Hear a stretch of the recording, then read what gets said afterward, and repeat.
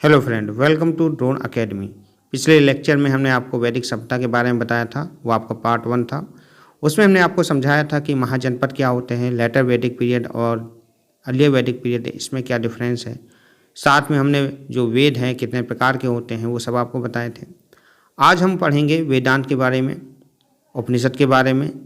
जो वेदांग है वो आया कहाँ से। वेदांग जो है एक तरीके का वो आपका वैदिक जो कंपाइलेशन है उसका अवयव है, ठीक है। इसको हम सूत्र लिटरेचर भी कहते हैं। ये कितने प्रकार के हैं? ये 6 प्रकार के हैं। पहला है आपका शिक्षा। शिक्षा में आपकी जो शिक्षा मिलती थी उस समय साइंस के रिलेटेड या किसी के रिलेटेड, वो सब चीज़ें शिक्षा में आती थी। कल्प, कल्प में आपकी जो रिचुअल्स हैं, आपकी सेरेमनी है, वो सब जो फॉलो किया जाता था वो सब आपके कल्प के अंदर आता था। इसके बाद आता है व्याकरण। व्याकरण में सीधी आपकी जो ग्रामर है उसके रिलेटेड होता था, जिसमें आपको उस समय संस्कृत बोली जाती थी, तो संस्कृत व्याकरण जो है वो उसके कंपाइलेशन उसका है। इसके बाद आता है निर्कटा, ये आपका ओरिजिन वर्ड है, एथिमोलॉजी है उसका है। अब आता है छंद। छंद में आपको ये जो रूल जो कंपाइलेशन है वो सब चीज़ें आएंगी। और ये आपका ज्योतिषी आएगा। ज्योतिषी में एस्ट्रोनॉमी जो है उसके बारे में पढ़ाते हैं। तो वो सब चीज़ें का एक तरीके की कंपाइलेशन है, अलग अलग डिफरेंट चीज़ें हैं जो वैदिक सभ्यता में आई थी। तो उन सब चीज़ों का क्या है, शिक्षा के रिलेटेड है, कल्प के रिलेटेड है, व्याकरण के रिलेटेड है, सबका क्या है कंपाइलेशन अलग अलग तैयार किया गया है। तो ये आपका वेदांग आता है। वेदांग के बाद आप पढ़ेंगे उपनिषद के बारे में। तो उपनिषद को हम क्या कहते हैं, लास्ट फेज ऑफ वैदिक लिटरेचर। जो वैदिक लिटरेचर हुआ था उसका जो लास्ट फेज है वो उपनिषद ही है। ये आपका डील करता है किससे, मेटाफिजिक्स से। जैसे आपका फिलॉसफी, उस समय फिलॉसफी बहुत ही हुआ करती थी, हर चीज़ में एक नया तर्क ढूंढा करते थे, तो वो सब चीज़ें क्या उपनिषद में आती थी। इसमें हम किसके बारे में जाना करते थे, इसका जो सब्जेक्ट हुआ करते थे वो आपके सोल, ब्राह्मण, रिबर्थ है, थ्योरी ऑफ कर्मा है, ये सब चीज़ों के बारे में हम जाना करते थे कि उस समय जो कर्म जो था उसको ही प्रधान कहा गया था। जो उपनिषद का जो रियल मीनिंग है वो है आपका to sit near the feet of, ठीक है। इसके जो उपनिषद जो इम्पोर्टेंट उपनिषद है, पहला है आपका चांदोग्य, आपका पहला उपनिषद। उसके बाद आता है आपका बृहदारण्यक। आपका जो तीसरा उपनिषद आता है वो आपका कठ है।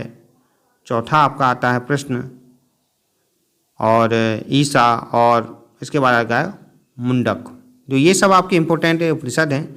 ये आपके क्वेश्चन पूछे जाते हैं पैट में।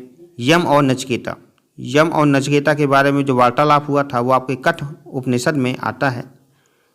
तो इसके बाद आता है सत्यमेव जो जयते है, नेशनल जो आपका एम्बलम है, तो वो आपका लिया गया है मुंडक उपनिषद से। तो ये नेशनल एम्बलम है, ये सब चीज़ें आपसे पूछी जाएंगी किस उपनिषद से लिया गया है, तो ये आपका मुंडक उपनिषद से लिया गया है। इसमें आपकी 200 में आपके जो प्रिंट हैं आपके ये 108 हैं, मेजर जो है 13 हैं, ये सब चीज़ें आप पढ़ लें। अब हम पढ़ेंगे वैदिक किंगडम के बारे में। तो वैदिक किंगडम उस समय आपके 5 हुआ करते थे, जिसे हम राज्य कहते थे। ये सेंट्रल किंगडम था, जो उसे रूल करते थे उसे राजा कहा करते थे। इसके बाद आता है आपका भोज्या। जो भोज्या जो था वो आपका साउथर्न जो आपका किंगडम है वो है, उसके जो राजा हुआ करते उसे भोज्या कहते थे, भोज।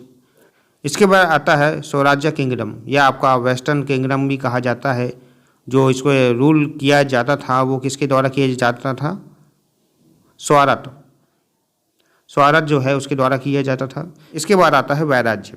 वैराज्य जो है ये आपका नदर्न जो आपका किंगडम है उसका जो रूल किया करते थे वो विराट हुआ करते थे। इसके बाद आता है साम्राज्य, या आपका ईस्टर्न किंगडम है, ये रूल किया जाता था वो आपके सम्राट के द्वारा किया जाता था। तो ये सब चीज़ें आपके वैदिक किंगडम उस टाइम में थे, तो ये आपको बता दिया है। अब पढ़ेंगे वैदिक ऑफिसर के बारे में। जो उस समय जो वैदिक टाइम पे जो ऑफिसर हुआ करते थे उनको उस समय क्या कहा जाता था, उनका काम क्या था, वो सब पढ़ेंगे। पहला है आपका पुरोहित। जो आपके पुरोहित हुआ करते थे वो चीफ प्रीस्ट थे। चीफ प्रीस्ट मतलब जो मुख्य जो कर्मकांड वगैरह कराने वाले, उनको पुरोहित कहते थे। इसके बाद आता है सेनानी। सेनानी में आपके जो सुप्रीम कमांडर ऑफ आर्मी हैं वो आते हैं। इसके बाद आता है वृक्षपति। वृक्षपति जो थे आपके ऑफिसर जो थे वो आपके in charge of the pasture land, जो लैंड वगैरह रेवेन्यू जो होता था उसे हम बृहस्पति कहते थे। इसके बाद आता है जीवाग्रीवा। ये आपका पुलिस ऑफिसर जो हुआ करते थे उनको उस समय जीवाग्रीवा कहा करते थे। इसके बाद आता है स्पाशा या दूत। स्पाशा या दूत कहते हैं, ये एक तरीके के स्पाई हुआ करते थे, मतलब जो आपके जासूस होते थे वो यही करते थे, वो एक मैसेज को दूसरे जगह ट्रांसफ़र करते थे, ये सब जासूस होते थे। इसके बाद आता है गामनी। जो गामनी है ये आपकी जो है विलेज की जो हेड है वो उसे हम गामनी कहते हैं। जो आज आप देखते हैं कि गांव में आपका प्रधान होता है, ऐसे ही उस समय जो विलेज हुआ करते थे उसे हम गामनी कहते थे।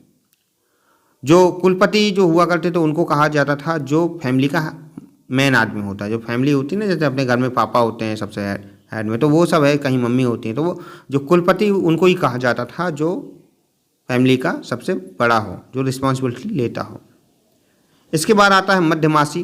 जो मध्यमासी है इसे हम मीडिएटर, जो एक तरीके का डिस्प्यूट हुआ करते थे उसके जो मीडिएटर का काम करते थे वो उसे हम मध्यमासी कहते थे।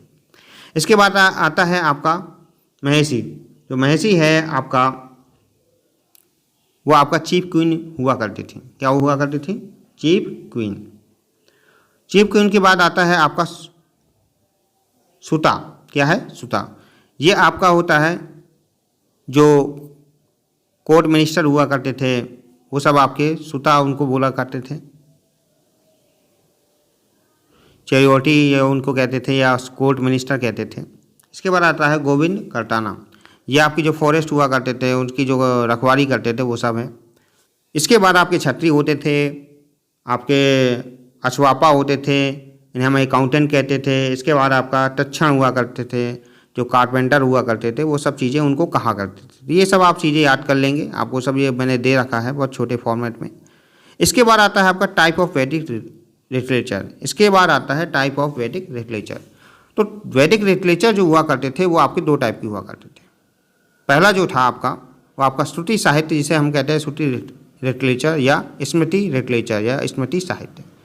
श्रुति साहित्य का मतलब होता है, श्रुति मतलब होता है सुनना, तो इसका जो मीनिंग होता है टू हियर, तो जो चीज़ें सुनकर ही पढ़ी जाती थी उस समय श्रुति साहित्य वो आता था।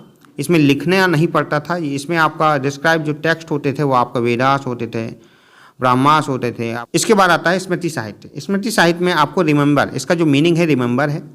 इसका मतलब है कि आपको जो इंटायर बॉडी ऑफ पार्ट है वैदिक क्लासिकल का, संस्कृत लिटरेचर का, ये सब आपको याद करना पड़ता था। कंसिस्ट ऑफ वेदांगा है आपका, तो ये सब चीज़ें, पुराणास है आपके, इतिहास है आपका, तो ये सब चीज़ें आपको क्या है याद करनी पड़ती थी। तो ये एक तरीके का रिमेंबर था। स्मृति आपको मतलब जितना ये रिकॉल होगा उस हिसाब से चीज़ें हो रहती थी। तो ये लिटरेचर आपको रिकॉलिंग के लिए प्रेरित करता था। इसके बाद इतना ही ये है आपका, ये वैदिक पीरियड में आपके जो मोस्ट हैं वो आपको मैंने पढ़ा दिए हैं। वैदिक पीरियड है तो बहुत बड़ा, लेकिन उसको आपको शॉर्ट वे में कितना आपको स्पेसिफिक है आपके एग्ज़ाम रिलेटेड हो वो चीज़ें मैंने आपको डिलीवर की हैं। और आपके ये 2 टॉपिक हो गए हैं, आगे ये तीसरा टॉपिक भी आएगा। इसके पहले इसके बहुविकल्पी रहेंगे आपके वैदिक पीरियड के, तो वो आपको मैं 1-2 दिन में आपको वो दे देता हूँ। उसके बाद दूसरा चैप्टर चालू होगा, तो आपका ये पैट एग्ज़ाम के पहले ही पूरा सिलेबस हो जाएगा, इसकी आप टेंशन ना लें। आपको ये वीडियो पसंद आया होगा तो प्लीज़ इस वीडियो को लाइक करें, सब्सक्राइब करें और ये चैनल को प्रमोट करें।